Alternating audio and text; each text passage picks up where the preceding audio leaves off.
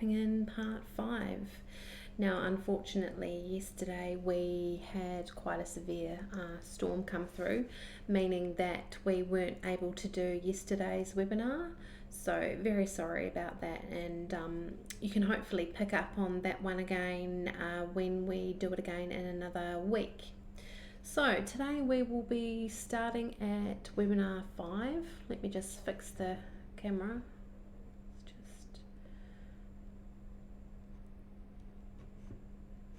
Sorry. Oh dear. That's a bit better. Okay, so I'm Lisa and I will be going through webinar tapping in part 5 with you today. So welcome everybody.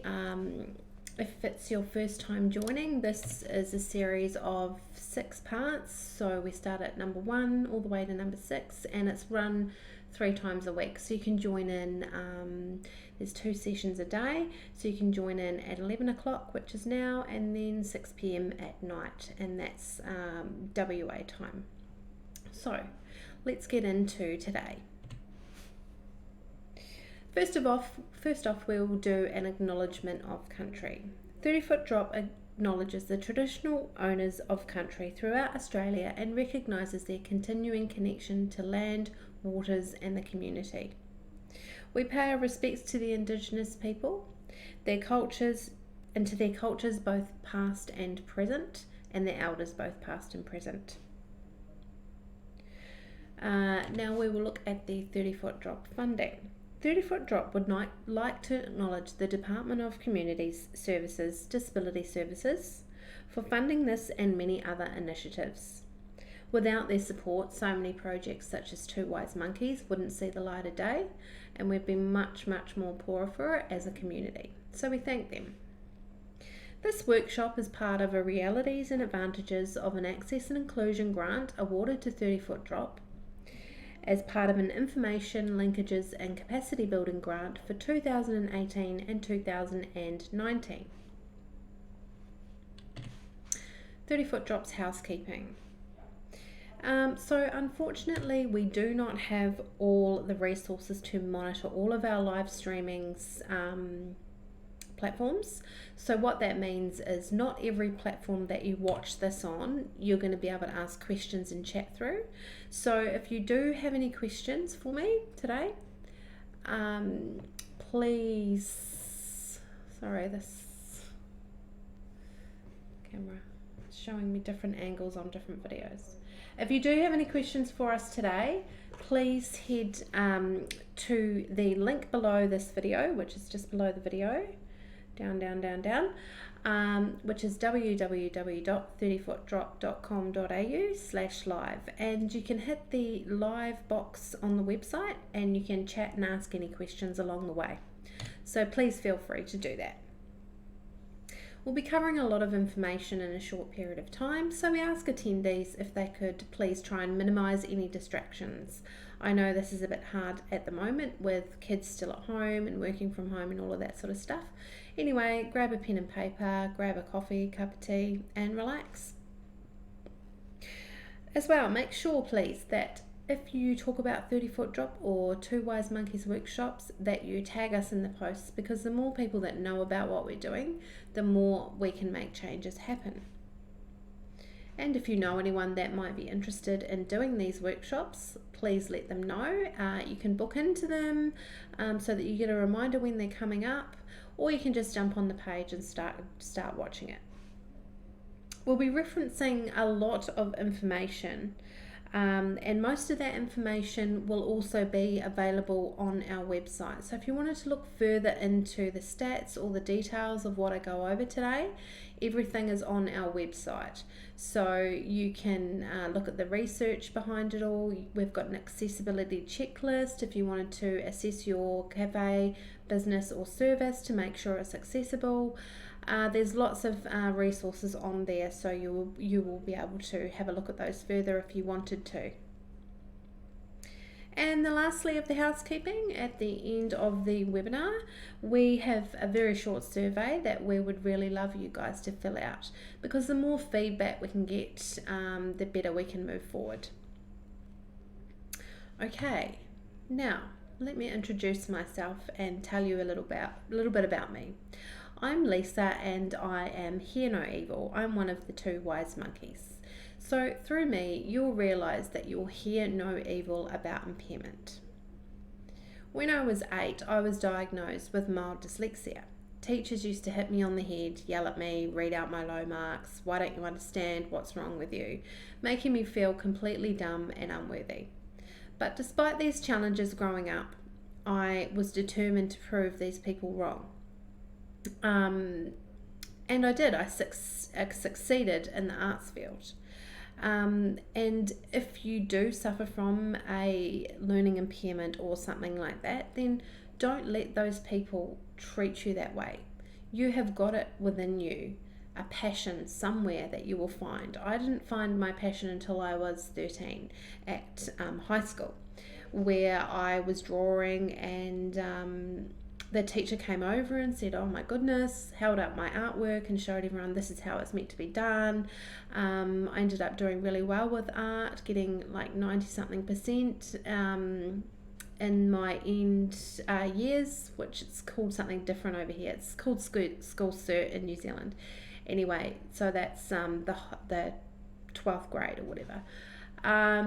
So I ended up doing really well with my art and photography, and it's taken me all around the world. I've got an arts diploma. I have a museum grade certification to work with museum grade artwork, to preserve it, to frame it. I've organised exhibitions. I've had my own exhibitions, exhibitioning my own artwork, and at the moment I have a photography business. So I guess my message is that don't let anyone stop you from being who you want to be. It doesn't matter that you're not an amazing speller or mathematician.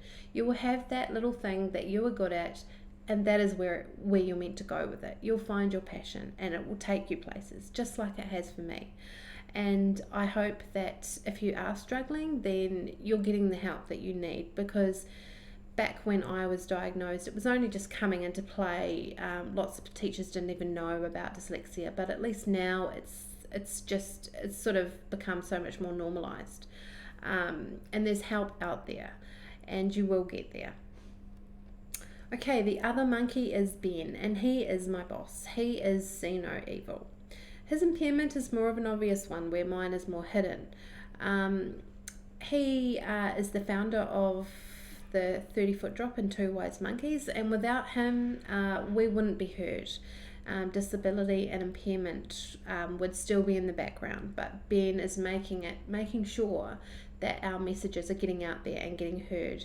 So we hope to see many more changes, especially in WA and the Southwest, because of Ben.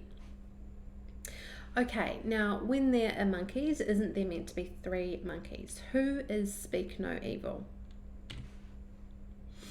You guys can take a little guess as to who that is. It's you guys. So, the aim of today's workshop is to turn you into a wise monkey. You'll begin on a journey of realizing, impairment or not, we are all human and deserve to be acknowledged and treated with the same respect as anyone else. Such an important message.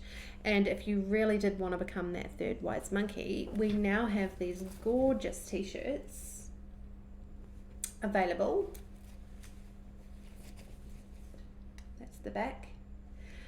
Those are now available on our website, so you can go onto the shop and get yourself one of those. They are available in black and white, and the sizes start at size 6 for children until 5XL. So a lot to choose from, and they're so popular. Right, okay, so next we will go into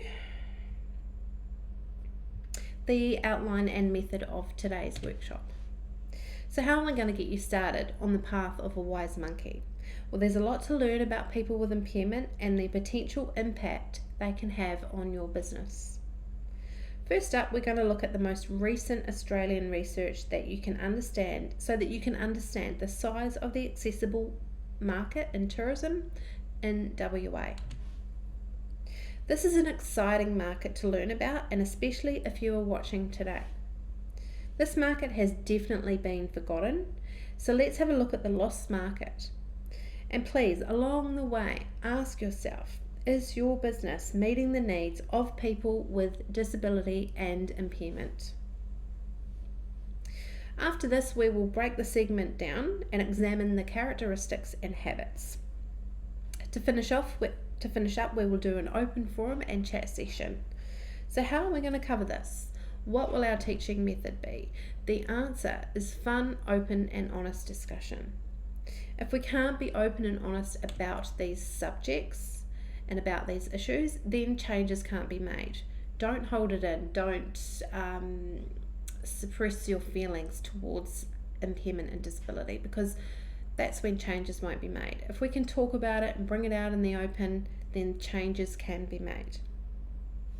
You will notice that there's very little written content on the slides, and that is so that we can all interact easily. It's easy to understand, there's not too much complex information.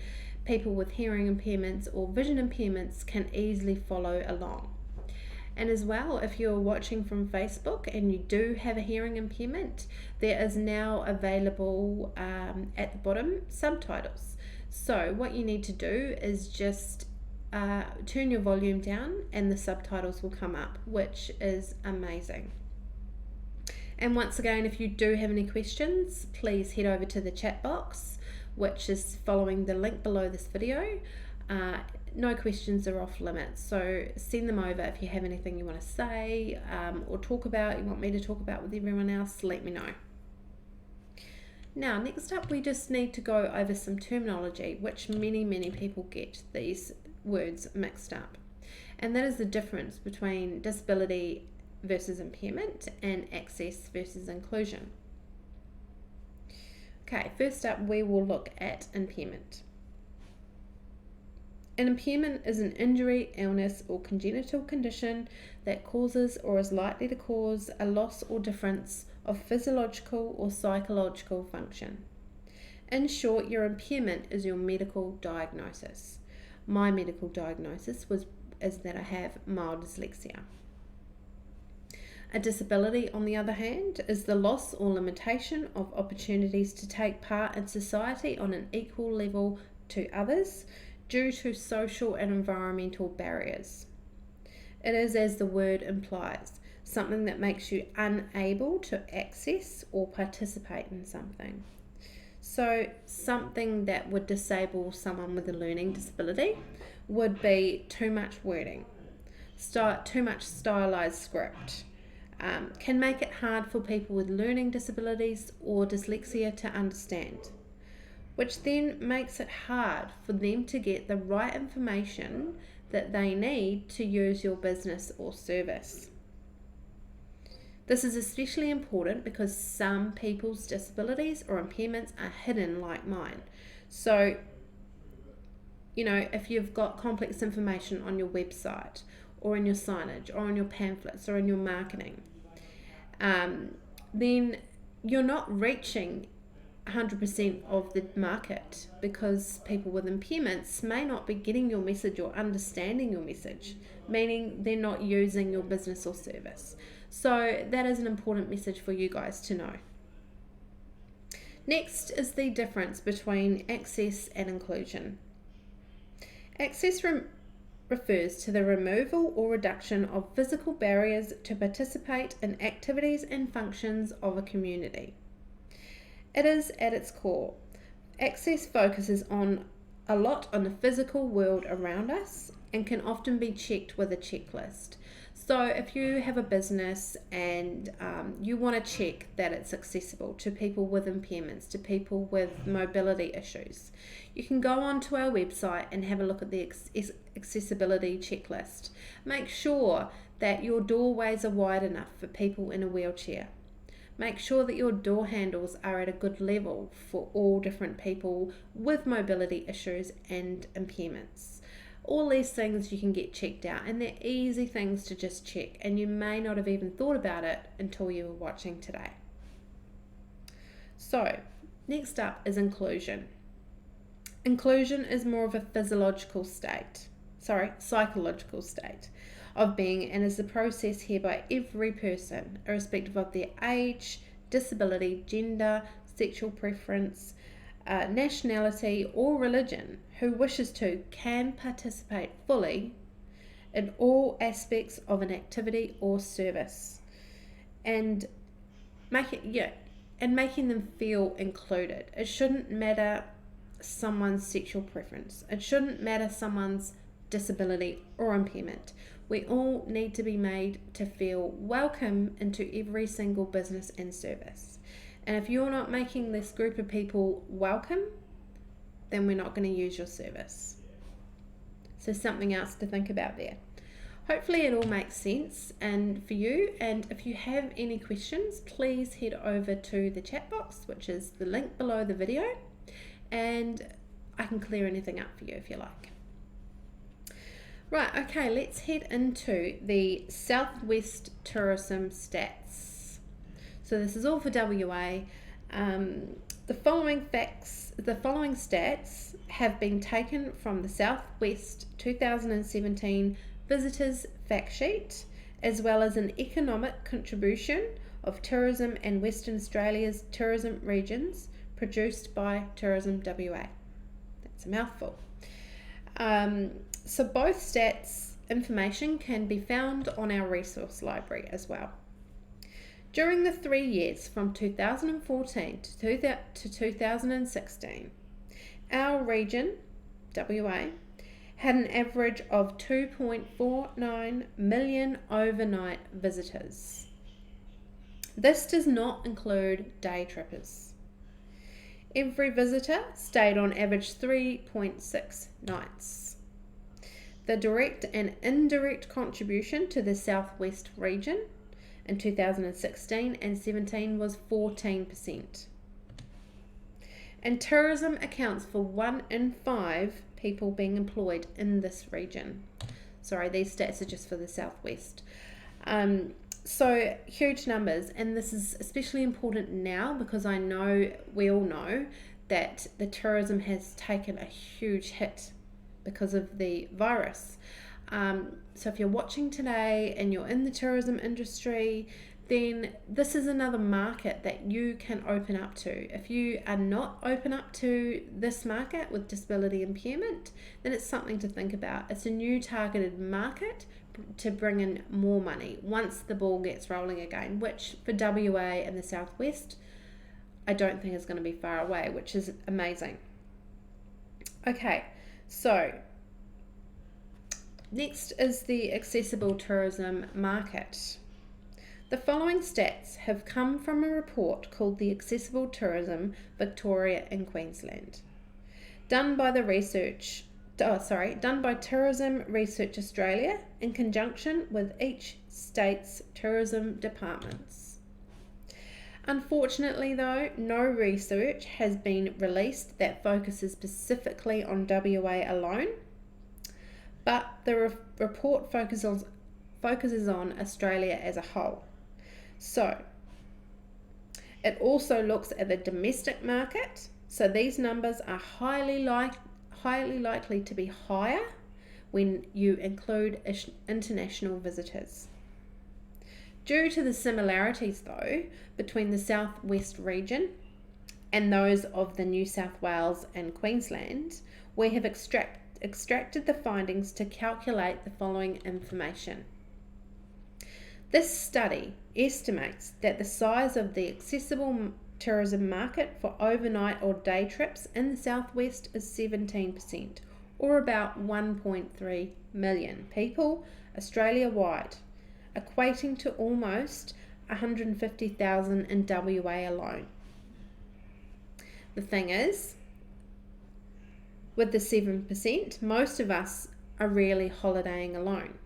That's most people with disabilities or impairment are really holidaying alone, with an average party size of 2.45 overnight travel and 2.62 for day trips, bringing this figure now to 17%, or 390,000 people of the WA population requiring accessible tourism experiences and services.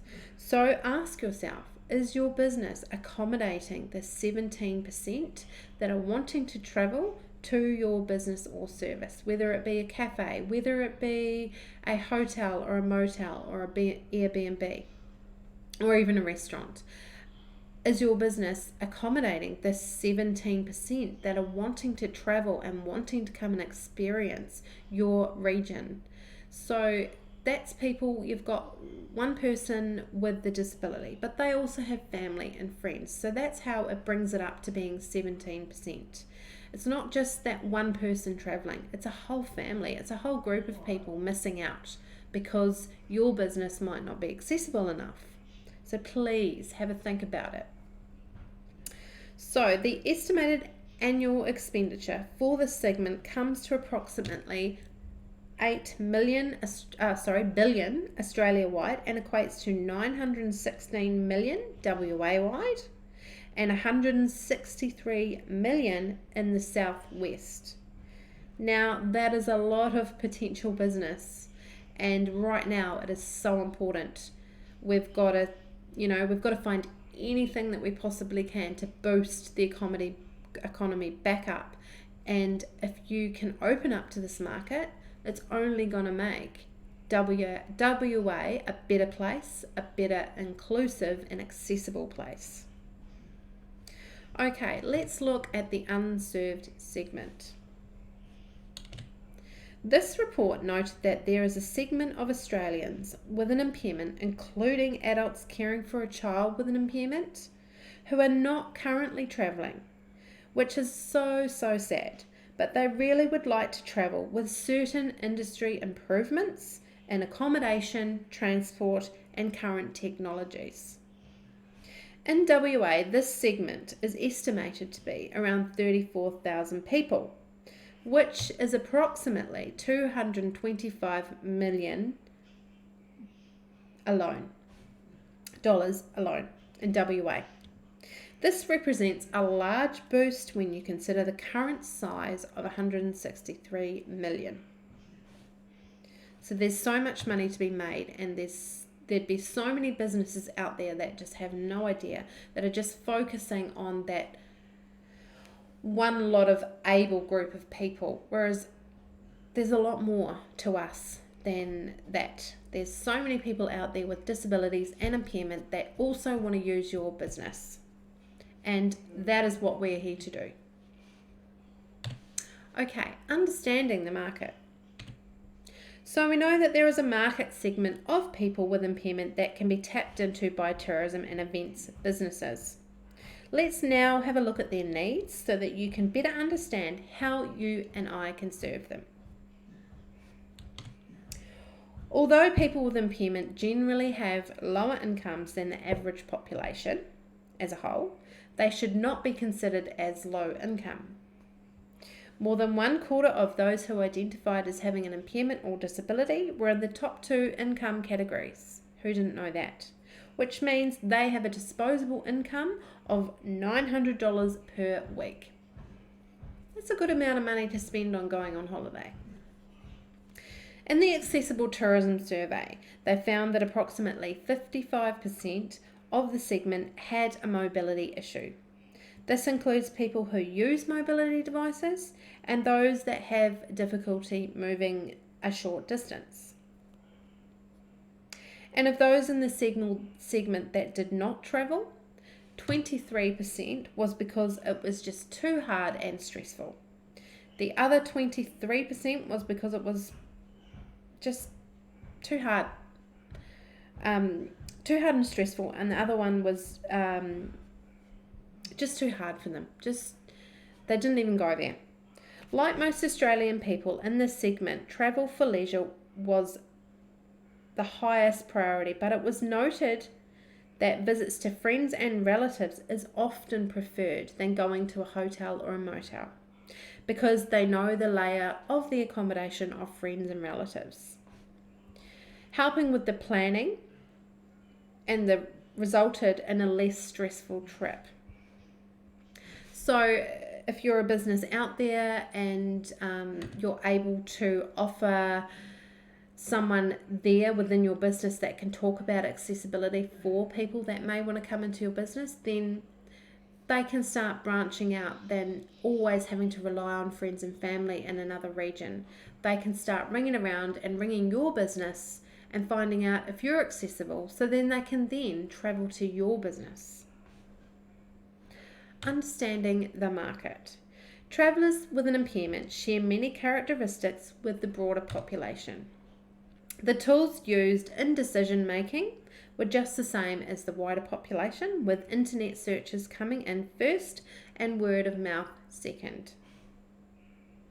Reconnection and unwinding are the core needs for all Australian travellers, and this is just as true for people with disability or impairment, if not more true.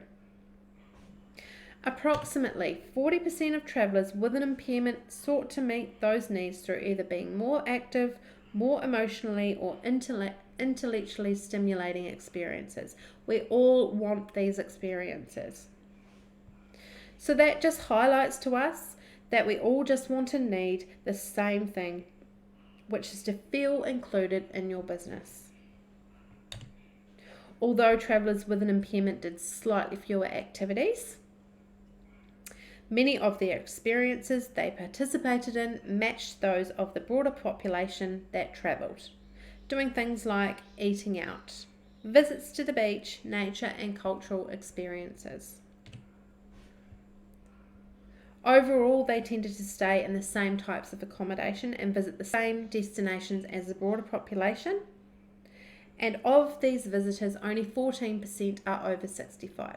So a lot of people are thinking, oh, it's just the older people, it's just, it must be a higher percentage. But no, it's only 14% of the older population that need those things. The rest of that percentage is people with disability and impairment. So it's definitely important for us all to look at our businesses and make sure that we are inclusive and we are accessible.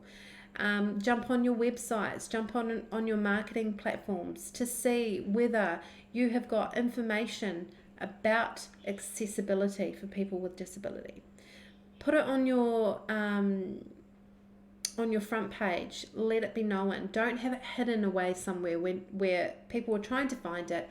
They can't find it, so they give up and they go to a different business that is clear to see where the accessibility is. Make an accessibility map. Make sure your toilets are accessible. They have handrails and they have everything else that you need. And you can look at our checklist for that as well.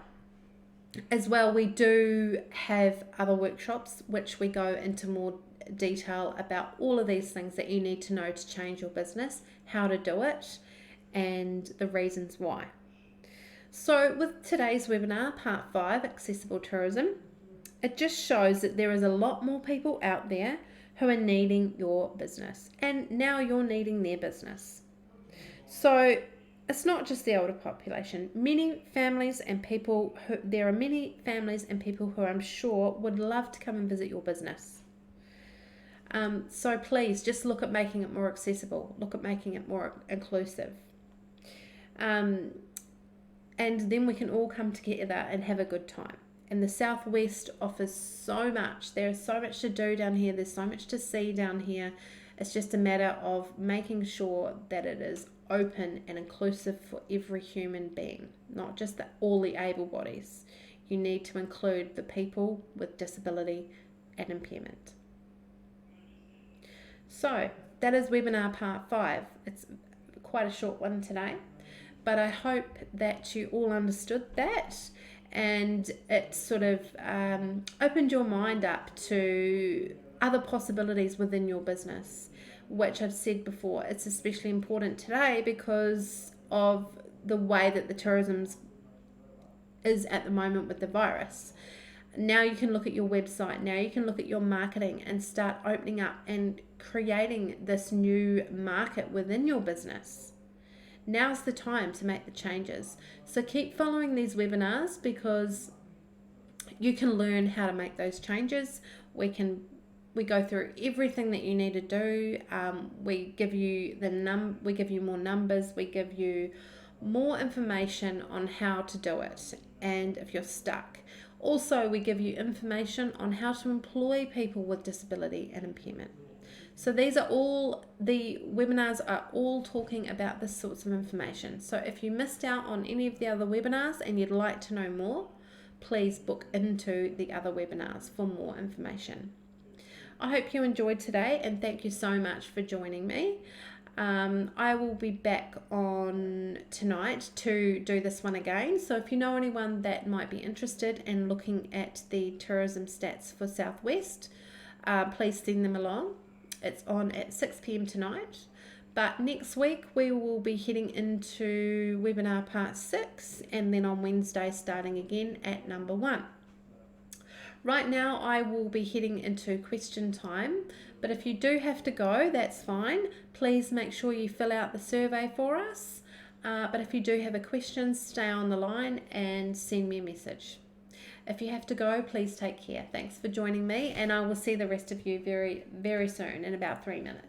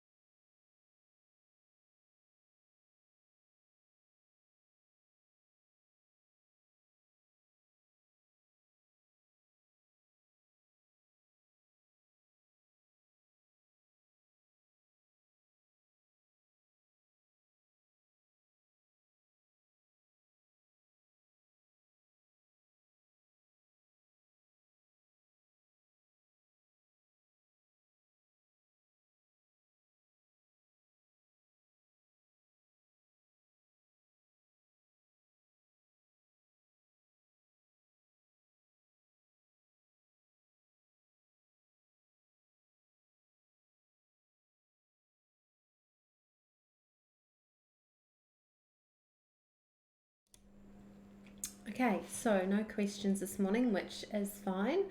I hope that you all have a great day. It's very cold out here today.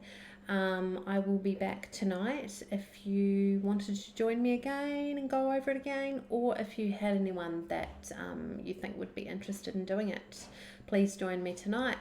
If not, I will see you on Tuesday with webinar part 6. Thank you for joining me. See you later.